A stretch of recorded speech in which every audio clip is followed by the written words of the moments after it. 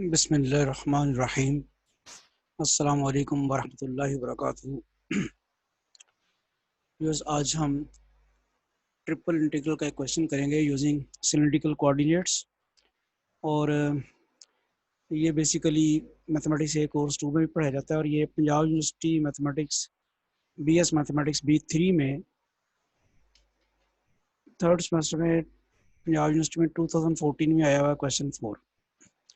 तो इस क्वेश्चन को सॉल्व करके हम ये सीखेंगे कि सिलिंड्रिकल कोऑर्डिनेट्स को इस्तेमाल करते हुए कैसे ट्रिपल इंटीग्रल एवेल्यूएट किया जाता है। तो बुक जो हम फॉलो करते हैं मल्टीवेरिएट कैलकुलस, वो के सामने है। BA BSc associate degree mathematics A course 2, BS physics second semester, BS mathematics third semester, PPSC lecturer mathematics, FPSC lecturer mathematics, PPSC mathematics, CSS mathematics के लिए ये टॉपिक जो है वो यूज़फुल है। और हम अब देखते हैं कि पंजाब यूनिवर्सिटी में BS मैथमेटिक्स में थर्ड सेमेस्टर में 2014 में क्वेश्चन 4 जो है वो क्या है। Use cylindrical coordinates to evaluate triple integral है ये z इंटू एक्स के plus Y square under root D where S is the hemisphere xk plus yk plus z square lesser or equal to 4, z greater equal to 0। अब ये hemisphere है, hemisphere mean half sphere, और इसको आपने cylindrical coordinates को use करते हुए cylindrical coordinates को यूज़ करते हुए आपने इसको एवेल्युएट करना है। तो सॉल्यूशन देखते हैं कि since z is greater equal to 0 so the solid is bounded below by z is equal to 0, और ये चूंकि लेसर आर इक्वल टू है, and above by z is equal to 4 minus X square minus Y square is equal to 4 minus are square. अब ये आपको पता है कि जब आप z 0 पुट करेंगे तो X square plus Y square is equal to are square हो जाएगा। और दूसरी बात जो है वो ये है कि यहाँ से आपके पास z की वैल्यू जो है यहाँ से पुट कर देते हैं X square plus Y square is equal to are square, तो 4 माइनस आर स्क्वायर हो जाती है।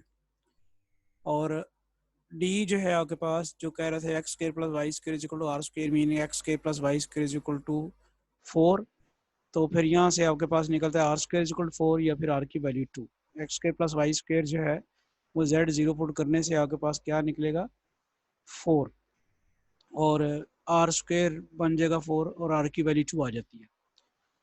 Changing into cylindrical coordinates we have, cylindrical coordinates में जब आप इसे कन्वर्ट करेंगे तो सिर्फ एक ही चीज़ है कि सिलिंड्रिकल कोऑर्डिनेट्स में वॉल्यूम एलिमेंट क्या होता है। तो सिलिंड्रिकल कोऑर्डिनेट्स में ये जो वॉल्यूम एलिमेंट है ये dv जो है ये बराबर होता है dz/r/d(r)d(थीटा। और सिलिंड्रिकल कोऑर्डिनेट, अब ये इसमें अगर गौर करें, सबसे पहले आपने z जो है वो z के रिस्पेक्ट इंटीग्रेशन करनी है। तो यदि आपको नज़र आ रहा है सबसे पहले आपको dz नज़र आ रहा है, इससे इंडिकेट हो रहा है कि सबसे पहले z की रिस्पेक्ट इंटीग्रेशन करनी है। तो z की लोअर लिमिट आपके पास 0 थी और z की अपर लिमिट जो थी 4 माइनस आर स्क्वायर थी। After integrating with respect to z आपने, अब आपको नज़र आ रहा है dr, फिर आपने करनी है r के रिस्पेक्ट इंटीग्रेशन। तो हमने r की लिमिट्स भी निकाल ली हैं और 0 to 2 हैं, और फिर after integrating with respect to r हमने करनी है थीटा के रिस्पेक्ट इंटीग्रेशन, क्योंकि डी थीटा नज़र आ रहा है। तो थीटा की वैल्यू तो 0 से लेकर 2 पाई तक होगी। सिलिंड्रिकल है तो उसकी बेस जो है वो जो बनेगी आपके पास सर्कल बनेगी। सर्कल की लिमिट जो है थीटा की 0 से लेके 2 पाई तक। तो आफ्टर डूइंग दैट देखते हैं कि हम सबसे पहले इसकी जो करते हैं z, यानी आपके पास एक आर ये और एक आर ये है, तो क्या बन जाएगा z into r square d z d r d theta. इसके बाद आप सबसे पहला काम करेंगे कि विस्पेक्ट टू z इंटीग्रेशन करेंगे। तो विस्पेक्ट टू जब z इंटीग्रेशन करनी है तो फिर आपने सिर्फ इसी z की करनी है, बाकी चीज़ें तो कांस्टेंट ट्रीट होंगी इस वक्त वाइल इंटीग्रेटिंग विस्पेक्ट टू z। तो z की इंटीग्रेशन जब करेंगे तो z स्क्वायर बाई 2 आ जाएगी।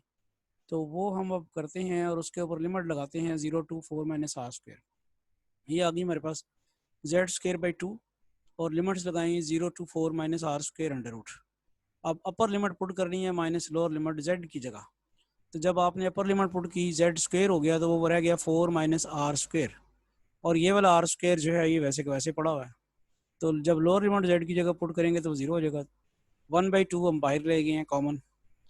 तो इसके बाद अब आप इसको ज़रा सिंप्लीफाई कर लें, आर स्क्वेयर से मल्टीप्लाई कर लें इसको, वो बन जाएगा 4r स्क्वेयर माइनस r4। अब आप with respect to r integration करेंगे तो आ जाएगी 4r³ माइनस r5/5। अब आपने अब आर की जगह अपर लिमिट पुट करनी है, फिर लोअर लिमिट पुट करनी है।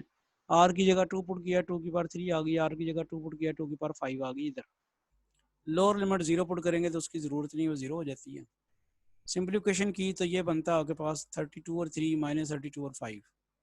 तो ये 32 तो कॉमन ले जाएं आप, 32 और 2 हो जाएगा।